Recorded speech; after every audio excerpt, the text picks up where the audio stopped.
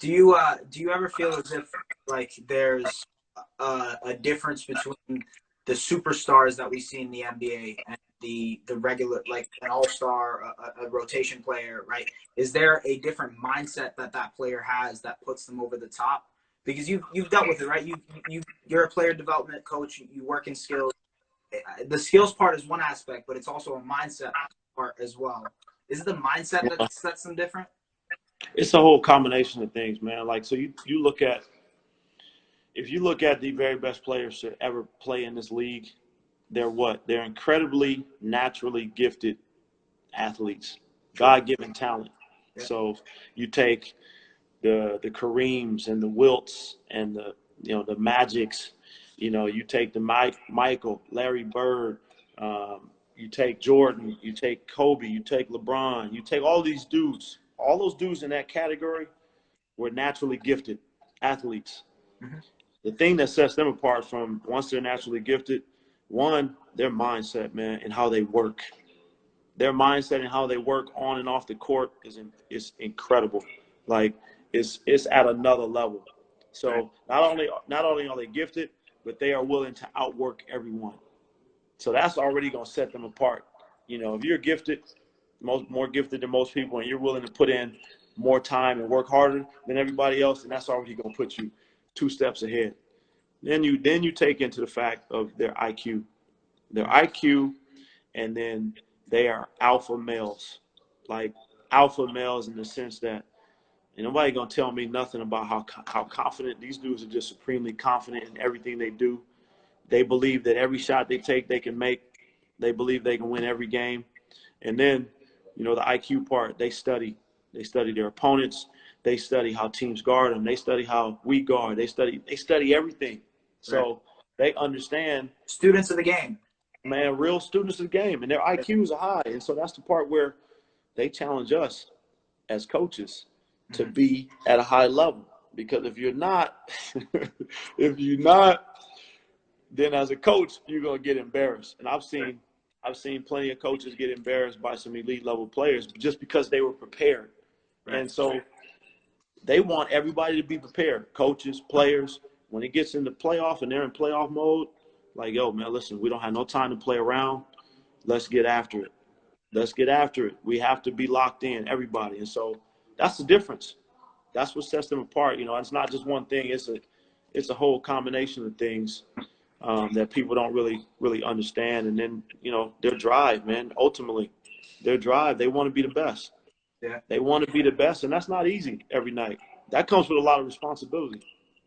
A lot of people are mentioning it in the comments, but what you're describing, in my opinion, is like the epitome of Kobe Bryant. 100%. The definition of it, right? 100%. Mentality all day.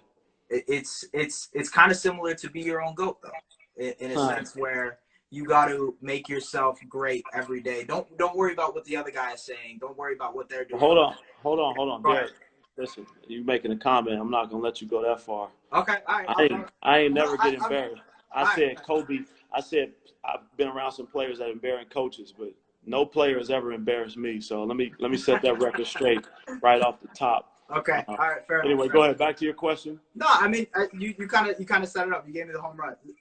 In a sense. No, the be your own GOAT thing, man. I think it's something that's come to life from me having the opportunity to, to be able to really just like talk around and be around elite level athletes that give you the opportunity to understand what greatness is, for one.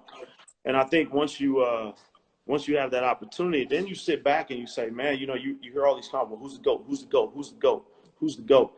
And, I started being around a lot of people, and I just would always look around and see how many people are deferring or looking at themselves as in a mediocre situation.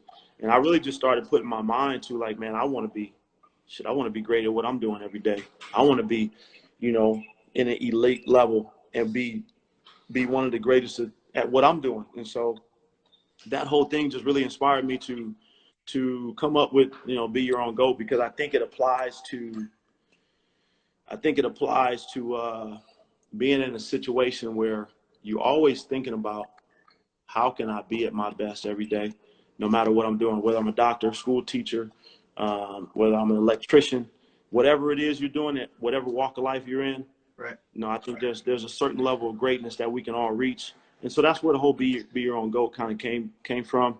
Just really trying to, inspire people to do your best in whatever you're doing. I think that changes the whole perspective on life a little bit, man. I think a big concept in the NBA is that winning can help you gain confidence a lot too. When you're in a winning situation as a player, whether you're in a winning situation as a coach, that mindset can help you change yourself mentally as well.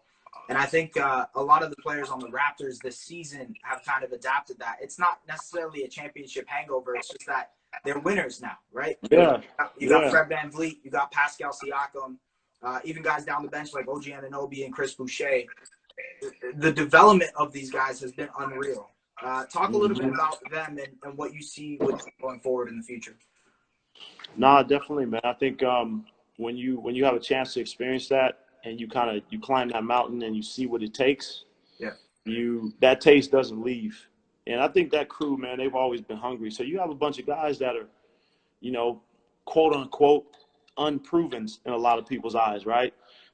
Fred not drafted, Pascal late draft, all these kids were kind of like, some of them were just kind of thrown in, and they had to they developed.